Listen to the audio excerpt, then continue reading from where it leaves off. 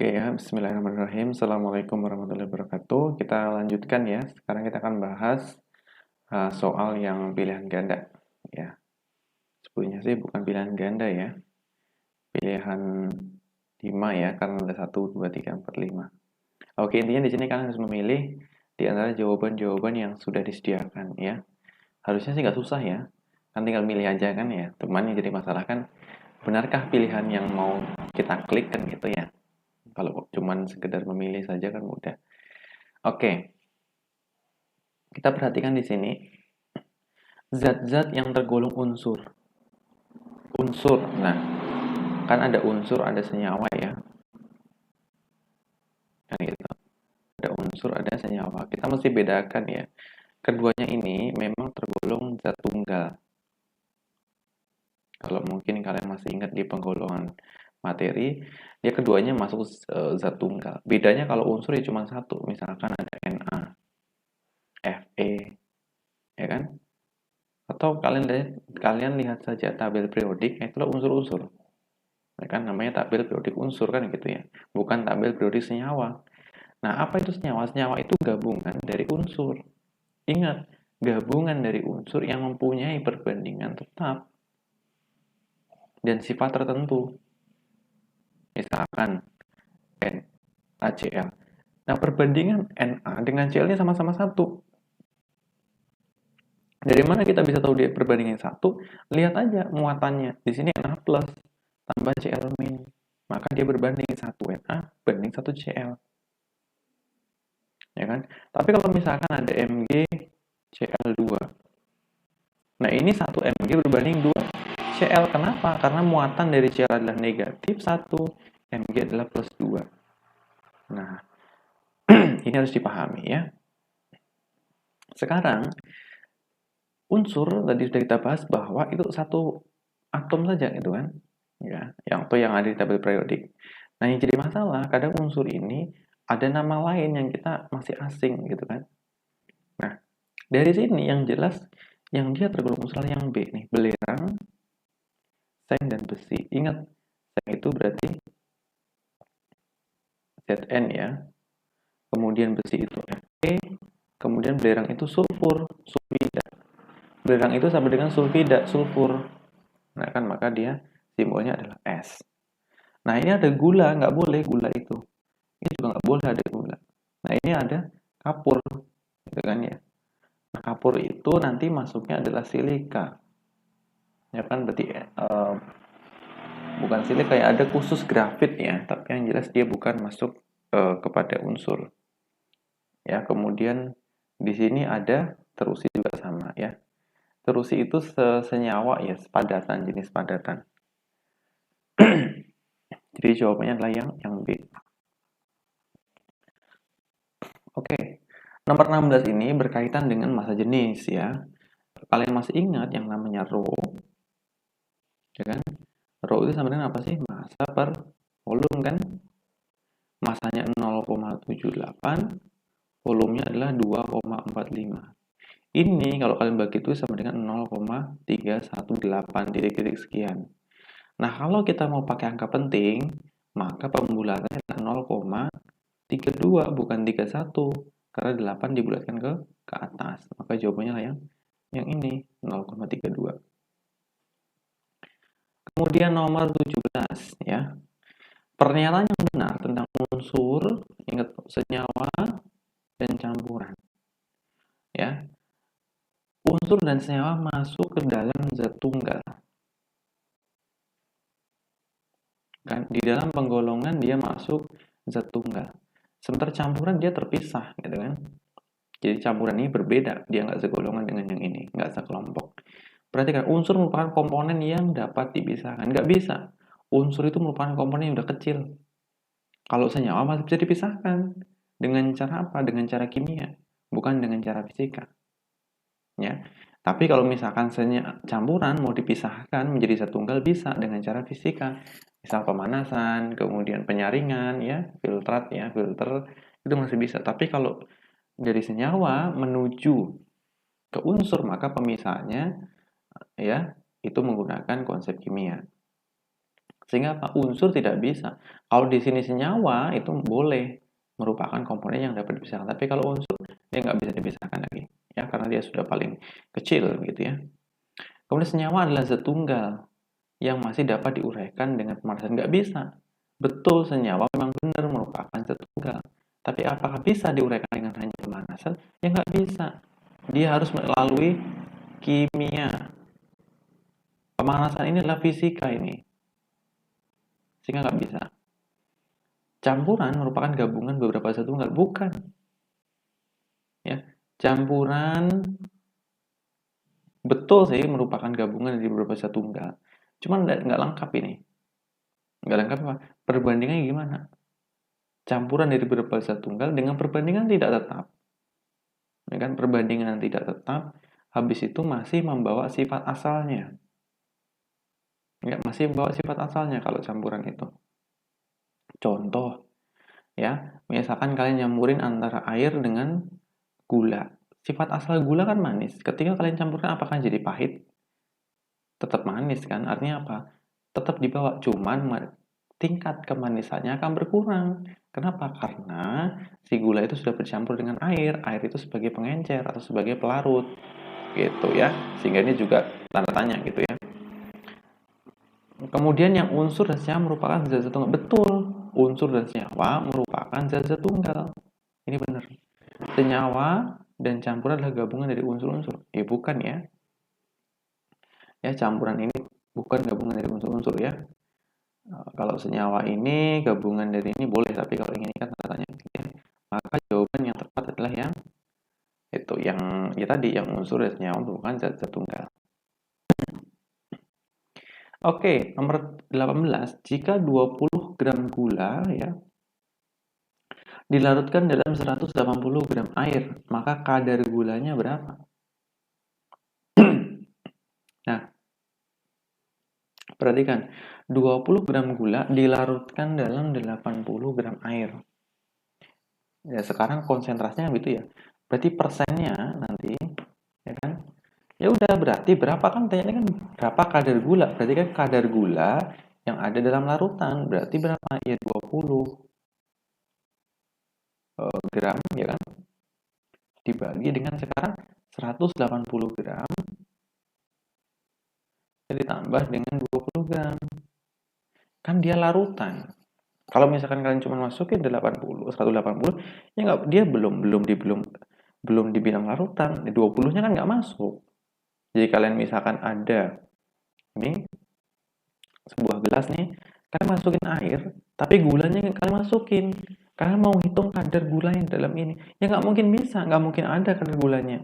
Gulanya nggak dimasukin, ya kan? Nah, itu sesuatu yang sederhana, tapi konyol kalau kita bilang dipakainya adalah 180. Karena ini baru pelarutnya, Mas. Ya, ini baru pelarutnya kalian masukkan. Sehingga nggak mungkin kadar gulanya itu ada. Ya kan? Dalam kasus ini. Sehingga ini harus dijumlahkan 180 tambah 20.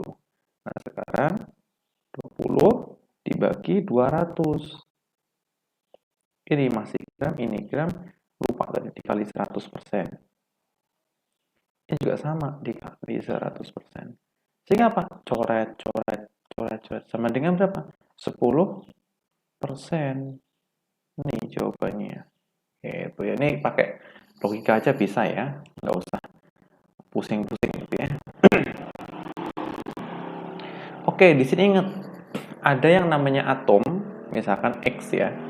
Kalau dia sebuah atom. Nah, sebuah atom misalkan X. Inilah sebuah atom yang netral. Jadi kalau misalkan di sini kakak bikin 20, berarti nanti nilai protonnya juga 20. Tapi kalau ada atom yang dalam bentuk ion misalkan plus, ini 20, ketika kita buat dalam bentuk netral, ya, maka berapa? 21 mainnya. Kenapa 21? Artinya dalam bentuk ini, ya, dalam bentuk seperti ini, dia 20 kan? Tapi ketika kita ingin dalam bentuk seperti biasa, ya kan? Maka dia menjadi 21 nantinya. Jadi misalkan ini dia jadi 21. Kalau dalam ini sama-sama ini sama-sama apa namanya 20 ya. Jadi misalkan ini positif nih. Ini kalau dalam bentuk biasanya dia 20. Tapi ketika ada tambahan plus begini jadi 19. Ya kan? Tapi kalau misalkan nih 20 kemudian dia negatif jadi berapa? 21. Jadi kalau maksudnya adalah kalau dia negatif itu menunjukkan bahwa dia itu ditambahkan sebetulnya sama satu elektron. Makanya dia jadi 21. Nah, kalau netral ini ya sudah 20. Tapi kalau misalkan plus artinya apa? Plus itu bukan ditambah ya dibuang. Gitu ya. Sehingga apa? Perhatikan ion X min 1 itu konfigurasi seperti ini tuh. Ya, kakak ambil aja ini ya. Langsung kakak ambil 4s2 3d10. Kalau misalkan ditanya adalah unsur X tanpa ada muatan negatif satunya ini berapa kan gitu ya. Jadi kakak ilustrasikan bahwa kalau dia negatif ya seperti dia sudah kemasukan. Sehingga kalau misalkan negatifnya dibuang ya maka ini akan turun kan. Sehingga apa jadi 4s1 3d10. Kenapa kak yang dibuang adalah yang satu? Karena begini. Kalau misalkan ada begini, ini yang satu, ini yang dua. Wah, kalau bikin lingkaran susah ya di sini. Nah, intinya ini tuh ada kulit keempat dari sini nih. Ini kulit ketiga nih. Kulit kedua, kulit ke satu. Kalau kita mau mengeluarkan di kulit ketiga itu jauh lebih membutuhkan energi yang besar. Kenapa? Ini tuh dekat dengan inti. Cobalah kalau kalian lagi dekat sama orang dong, ya kan, sama gebetan kan kalau misalkan dipisahin kan susah ya. Kan sudah terlanjur deket ya. Orang bilang terlanjur sayang lah ibaratnya gitu kan, susah dipisahkan. Sama dengan elektron nih. Kalau dia semakin dekat ke inti, maka tarikannya semakin kuat. Sehingga butuh energi yang besar untuk melepaskan kalau dia di kulit yang ketiga. Makanya yang dilepas adalah elektron yang ada di kulit yang keempat. Ini makin jauh nih. Orang kalau makin jauh biasanya kedekatan itu makin kurang. Sehingga Pak mudah sekali dia dilepas. Itu makanya yang dikurangi adalah yang S. Nah, sekarang dari ini ya 4S1 3D10 kita bisa ambil kesimpulan. Kalau dia ada D, ya ada D berarti dia adalah di golongan transisi biasanya. Ya, golongan transisi. Nah, kemudian 4 ini merupakan menunjukkan periode. Bukan 3 ya, tapi 4-nya. Bukan pula ditambahkan 4 tambah 3. Ya kan, nggak boleh. Ini 4 menunjukkan periodenya. Jadi periodenya keempat. Antara ini, dan ini ya. Kemudian kita perhatikan jumlahkan elektronnya 1 ditambah dengan 10. Jadi berapa? 11 kan? Nah, 11 itu golongannya 1B. Berarti yang ini. Ya, kalau 12 berarti 2B. Ya, 13 nggak ada ya. Langsung setelah 13 itu golongan ini lagi apa namanya? Golongan bukan golongan transisi, golongan utama. Oke, sekarang kita bahas soal nomor 20 ya. Nah, ini sedikit membutuhkan pemikiran ya. Dari tadi dari tadi kita nggak mikir ya kayak. Dari tadi kita mikir, cuma ini butuh pemikiran yang lebih. Perhatikan di sini. Ada suatu senyawa X ya. Ini aja senyawa organik X itu memiliki MR 80. Mengandung 60% karbon, 5% hidrogen, sisanya adalah nitrogen. Kita lihat, kalau misalkan kita anggap massa total mereka adalah 1 gram. Ya, jadi total massa itu berarti senyawa ini adalah 1 gram. Artinya apa? Kalau misalkan ya, kalau misalkan jangan 1 deh, kita anggap 100 gram, oke. Biar enak. Kita anggap massanya adalah 100 gram. Ya. Artinya kalau misalkan 60 karbon Ya kan? Misalkan 60 karbon artinya apa? Berarti K-nya itu 60 gram kan? Kemudian sorry C ya, nggak ada ya K itu kalium ya. Kemudian hidrogennya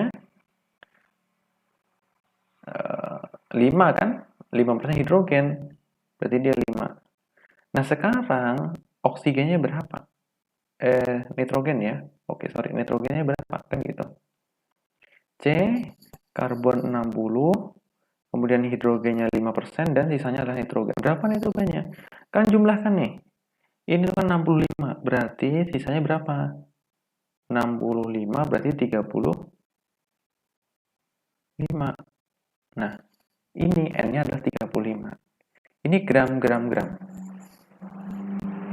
Sekarang, ya, kita ingin tahu dulu bahwa apa perbandingan ya, yang menyusun itulah sama saja dengan apa? Ya, sama dengan mol. Nah, berarti sekarang kita harus menentukan berapa mol mereka. Ya kan? Berapa mol mereka? Ingat nggak? Berarti kalau kita mau menentukan mol, ya kita harus tahu dulu. Tahu apa? Tahu berapa nilai dari AR-nya. Ya.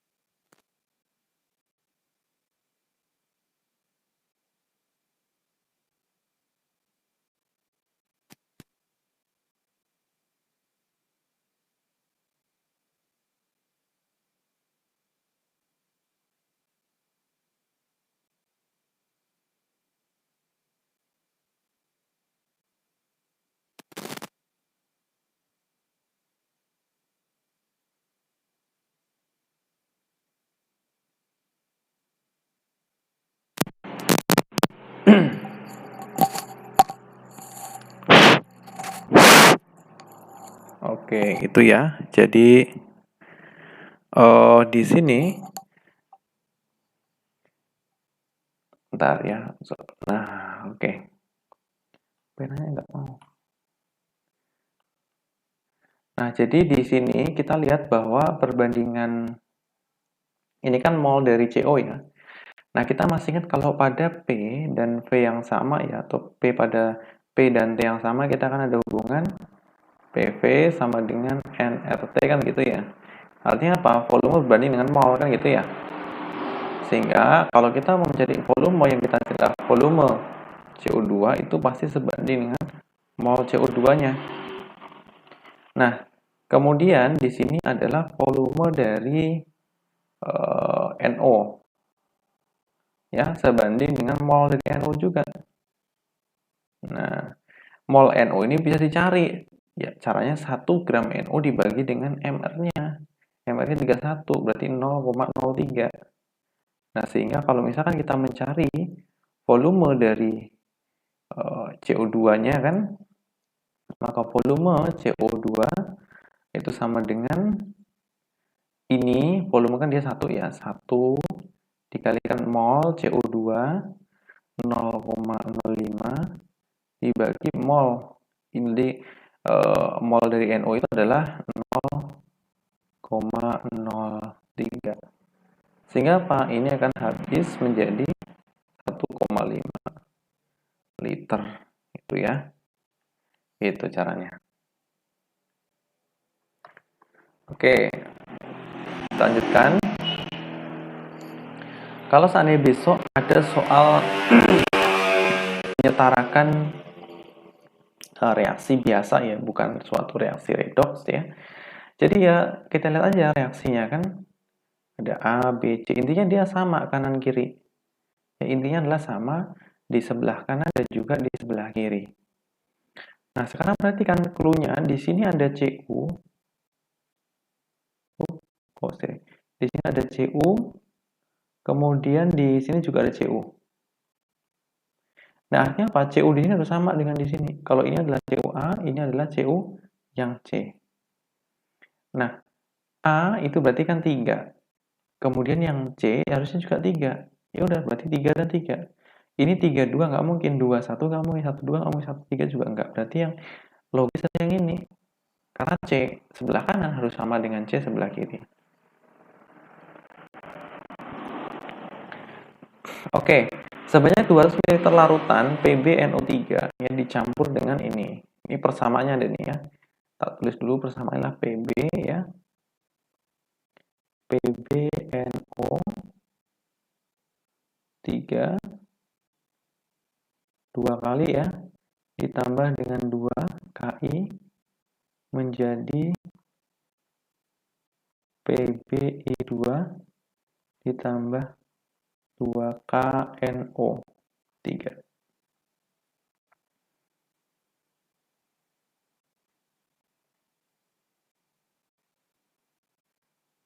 Oke, nah jadi dari sini kita mesti perhatikan ya.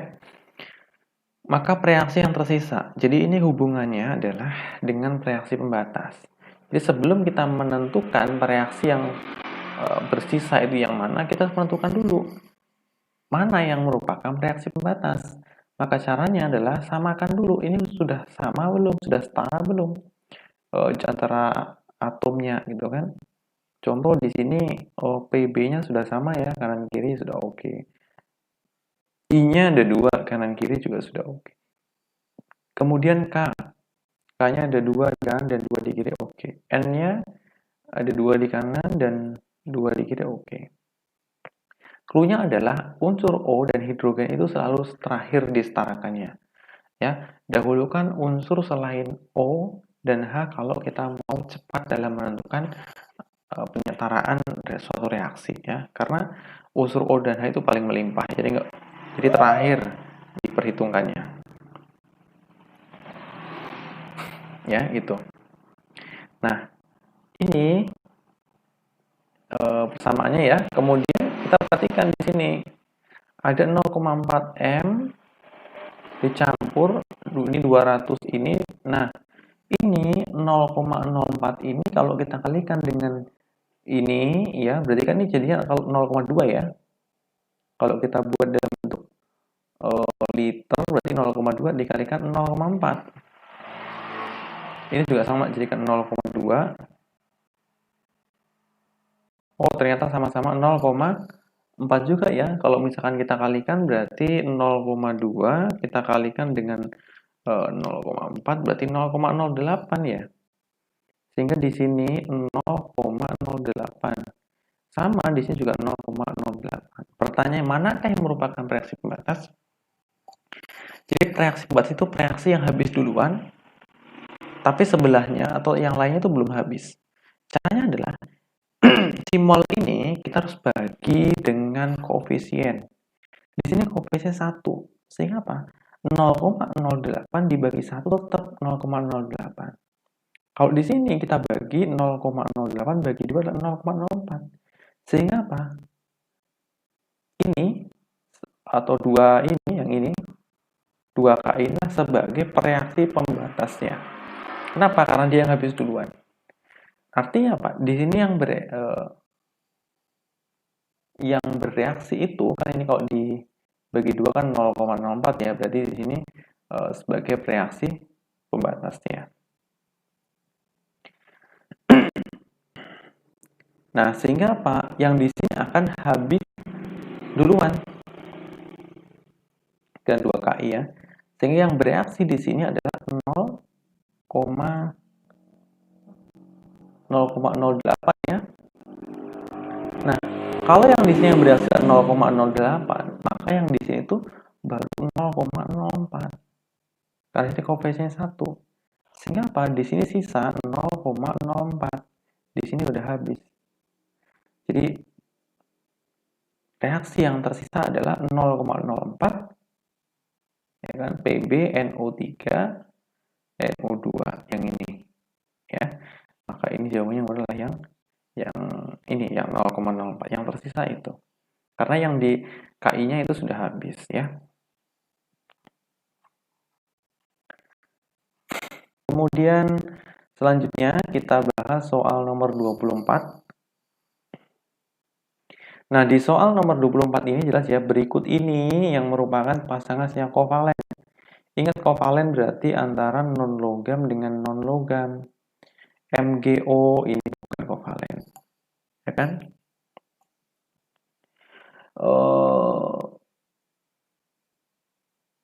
Cr ini adalah transisi bukan kovalen. Na2O juga bukan kovalen. Ini Ki juga bukan. Ini kemudian berarti ini jawabannya nih. Ya, NO2 karena ini golongan non-logam, ini non-logam ya. Kalau yang ini ya ini bukan ya, ini malah bukan nih. Ya, ini bukan ya, ada Fe.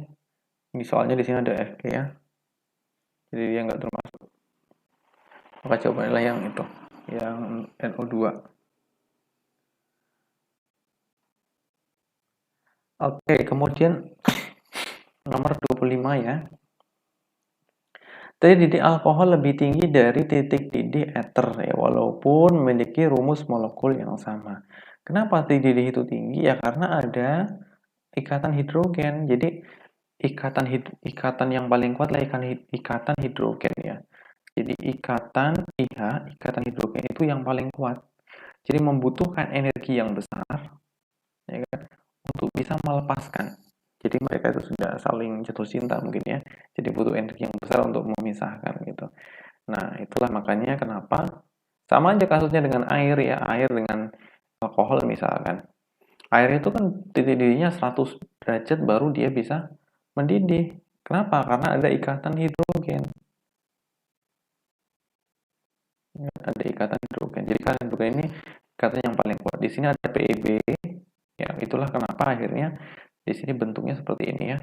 Tidak linear tapi dia bentuk V karena ada PeB. Nah, PeB ini cenderung bertolakan ya. Jadi PeB itu intinya dia saling menolak satu sama lain. Makanya dia di sini bentuknya bukan linear atau bukan garis lurus, tapi merupakan bentuk V. Kemudian nomor 26 ini sebetulnya kita bahas tentang konsep yang ini nih. PP sama dengan RP. Pada suhu dan tekanan tertentu, 2 mol gas oksigen memiliki molekul sebanyak N. Nah, pada suhu dan tekanan yang sama, 8 mol gas nitrogen akan memiliki molekul sebanyak. Jadi kalau 2 sama dengan N, kalau sekarang 8 mol, berapa ya N-nya? Ya, kalau kita langsung saja ini pasti berapa? 8 bagi 2, 4 kan? Berarti 4N. Gitu.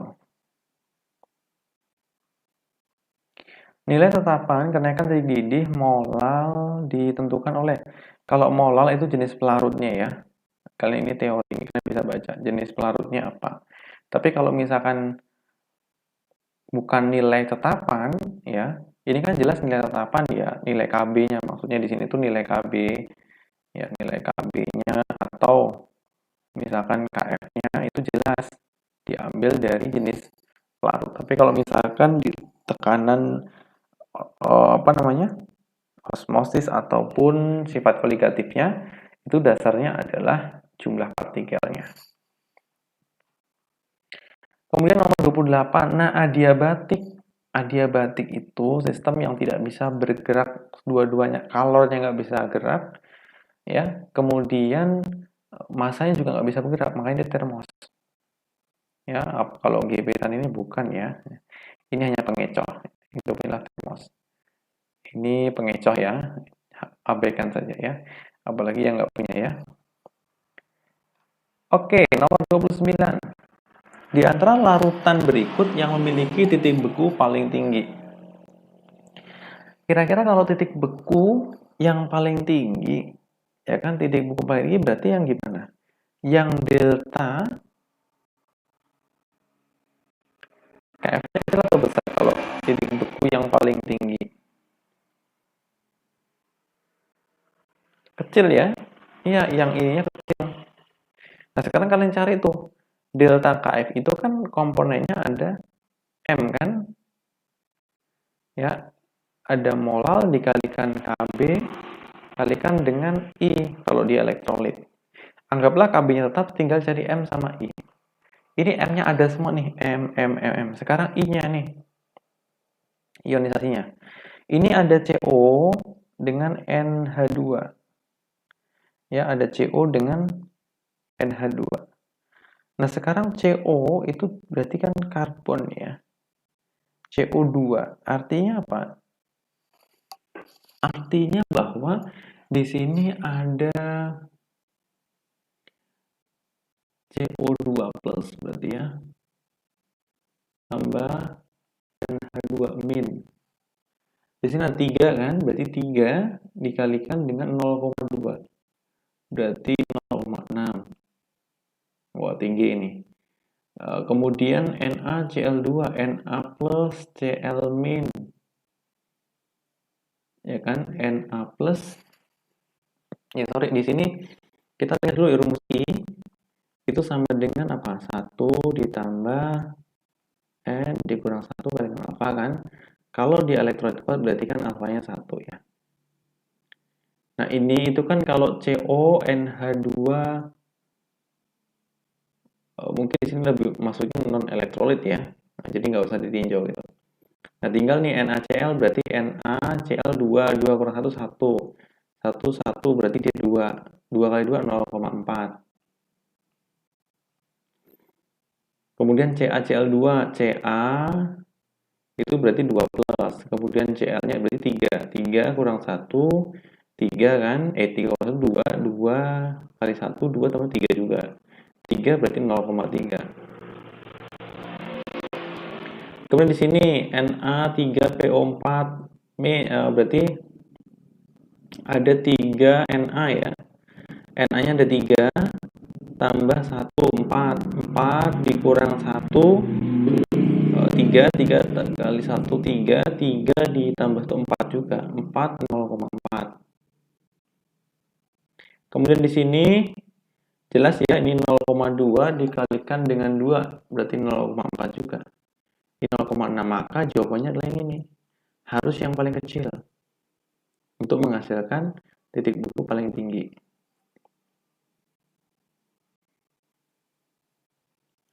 Nomor 30, berikut ini yang tidak sesuai. Nah, nomor 30 ini yang tidak sesuai. Nah, kalau kita perhatikan dari soalnya, ya kan, kalau kita perhatikan dari soalnya, maka ini kan apa namanya? Pelarut-larutan ya, berarti di sini vapor ya. Kemudian ini tuh solid, ini liquid.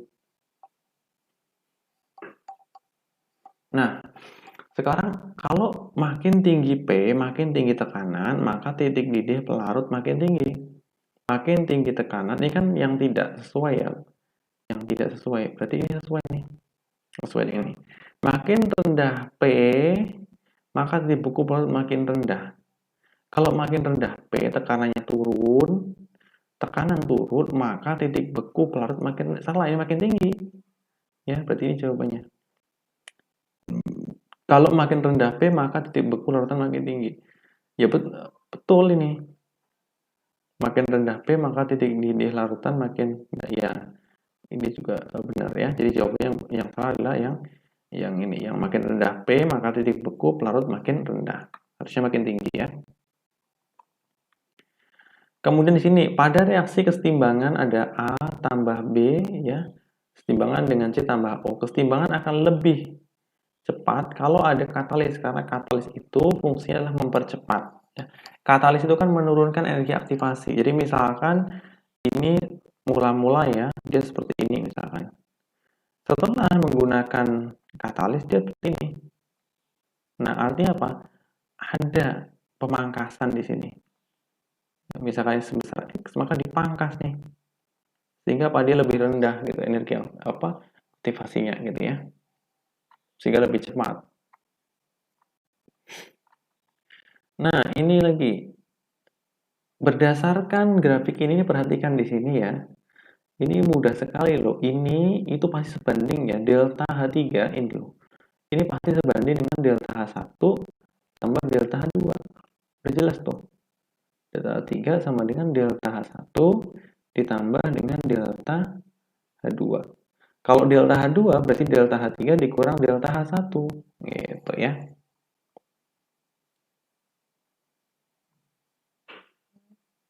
Oke. Hubungan yang benar ya. Berarti kalau delta H3 sama dengan delta H tambah delta H2.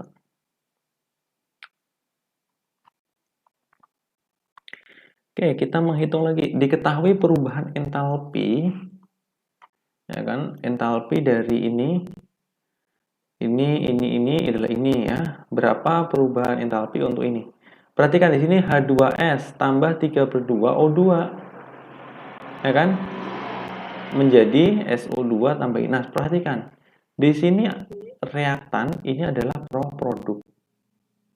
Sekarang produknya ada SO2 tambah H2O. SO2 itu berapa sih? 298 kan? Maka min 298 ditambah negatif 286. Nah, ini merupakan produk dikurang dengan reaktan. Negatifnya pasti besar ya ini ya. Kalau negatif 6 tambah 8 pasti 14, simpan 1, 99, 18, simpan 1, 584.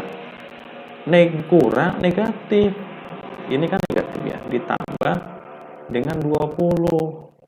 Maka jadi negatif 564. Maka ini ketemunya. Jadi kalau kita mau mencari berapa harga perubahan entalpinya, adalah produk dikurang dengan reaktan. Ya, gitu. Oke, mahasiswa kimia melakukan ekstraksi minyak asiri dari kulit jeruk ya. Ternyata hanya diperolehkan 5 gram, padahal minyak asirnya lah 8. Berapa persen hasilnya kan gitu ya? Berarti sudah persen hasilnya ya Persentase itu kan berarti apa? Yang diharapkan berapa? Persentase itu berarti yang dihasilkan 5 gram dikali bahan awal 8 gram dikali 100%. Ini adalah 62,5% nih jawabannya. Oke, sampai di sini dulu ya. Semoga dipahami. Nanti di sesi berikutnya masuk di soal benar salah ya. Soal ini pilihan kompleks ya. Oke, akan cukupkan sementara. Terima kasih. Assalamualaikum warahmatullahi wabarakatuh.